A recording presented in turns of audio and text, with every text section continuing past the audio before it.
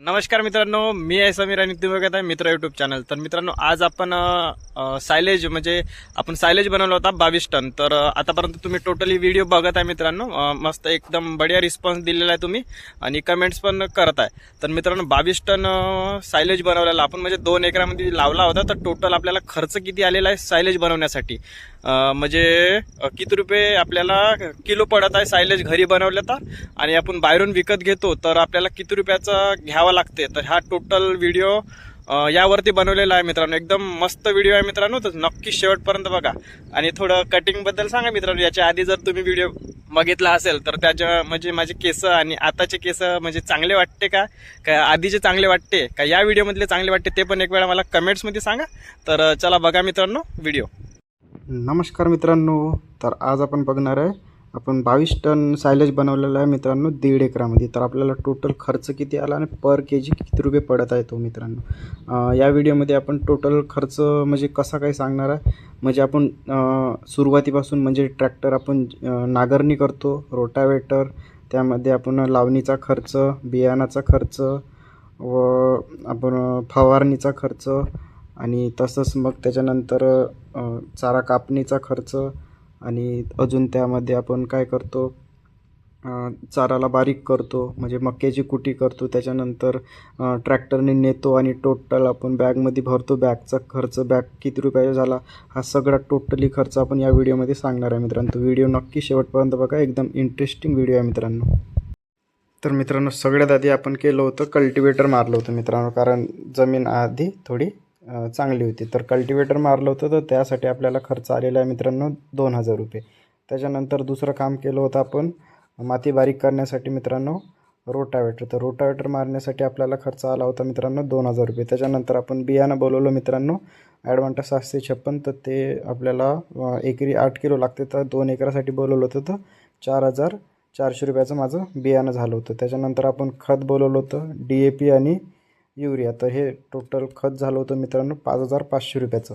त्यानंतर लावणीचा खर्च मित्रांनो आपल्याला 2 एकराला ट्रॅक्टरचा खर्च आलेला आहे मित्रांनो 2,000 रुपये.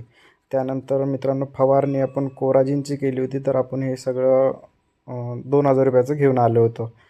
तर त्याच्यानंतर मित्रांनो आपल्याला बायांचा खर्च म्हणजे आता मक्काचं टोटल झालेलं आहे 3 महिन्यापर्यंत. आता उगवण्याचा टाईम झाला, मतलब म्हणजे कापणीचा टाईम झालेला. तर मित्रांनो सगळ्यात आधी आपण त्यांना बाया सांगितल्या होत्या 200 रुपये रोजाचा मित्रांनो. 15 बाया लागल्या होत्या आपल्याला. तर यासाठी आपल्याला 3,000 रुपये खर्च आलेला आहे मित्रांनो. आणि त्यानंतर आपल्याला बारीक करण्यासाठी म्हणजे कुट्टी करण्यासाठी आपण लेबर लावले होते. तर त्यासाठी आपल्याला दिवसाचे 3 लेबर होते मित्रांनो कुट्टी करण्यासाठी. तर हे एवढा चारा 22 टन चारा बारीक करायसाठी आपण 3 दिवस लेबर लावले होते. कारण बारीक करणे, जमा करणे आणि इकडे आपल्या शेतामध्ये आणून टाकणे म्हणजे ह्या बॅगांपाशी. तर याच्यासाठी आपल्याला 4,500 रुपये खर्च आलेला आहे मित्रांनो. आणि ट्रॅक्टरला जो डिझेल लागला मित्रांनो 2,400 रुपयाचं मी डिझेल आणून ठेवलं होतं. तर हे टोटली पूर्ण डिझेल लागलेलं आहे 2,400 रुपयाचं. आणि बॅग भरायला पुन्हा तेच लेबर सांगितले होते, तर 2 दिवस बॅग भरायला लागले. तर त्यासाठी पुन्हा 3,000 रुपये खर्च आलेला आहे मित्रांनो. असा बॅग भरण्यासाठी आपल्याला 3,000 रुपये खर्च आला. आणि त्याच्यानंतर आपण ज्या 5 टनाच्या बॅगा दिसत आहे मित्रांनो तुम्हाला, तर त्या 5 टनाच्या बॅगा आपण 4 बोलवल्या होत्या. तर अशा ह्या बॅग आपल्याला 8,000 रुपयाच्या पडलेल्या आहे मित्रांनो. आणि त्या ज्या 1-1 टनाच्या ज्या 2 दिसत आहे त्या मित्रांनो 600 रुपयाचा आपल्याला एक पडली, म्हणजे 1,200 रुपयाच्या त्या. असं आपल्याला मित्रांनो आहे टोटल 22 टन सायलेज बनवायला मित्रांनो. हे 2 एकर लावलं होतं, पण आपण अर्धा एकर आधी हिरवा चारा कुट्टी करून खाऊ घातलेला होता. म्हणजे 1.5 एकरात आपल्याला 22 टन सायलेज चा ॲव्हरेज असा आलेला आहे. तर मित्रांनो ॲव्हरेज कसा काय आला तुम्ही मला कमेंट्समध्ये नक्की सांगा. आणि मित्रांनो जर व्हिडिओ जर आवडत असेल आपले आणि असेच रिअल कंटेंट आहे मित्रांनो, जे काही झालेलं आहे, जे काही खर्च झालेला आहे टोटल मी यावाल्या व्हिडिओमध्ये सांगत आहे मित्रांनो. काही याच्यात सगळं लिहून ठेवलं होतं मी का केव्हा किती खर्च झाला. आणि जो बाकी आपला स्वतःचा खर्च याच्यामध्ये पकडलेला नाही. आता स्वतः काही गोष्टी म्हणजे आता आपण पाणी देण्याचा खर्च ह्या वगैरे पकडलेला नाही आहे मित्रांनो, कारण आता तेवढं तर आपल्याला करावंच लागेल. तर याचा जर आपण एक ॲव्हरेज काढला मित्रांनो तर आपल्याला 2 रुपये किलो किंवा 1 रुपये 75 पैसे एवढ्या रुपये किलोमध्ये आपल्याला हा मक्काचं सायलेज पडते मित्रांनो.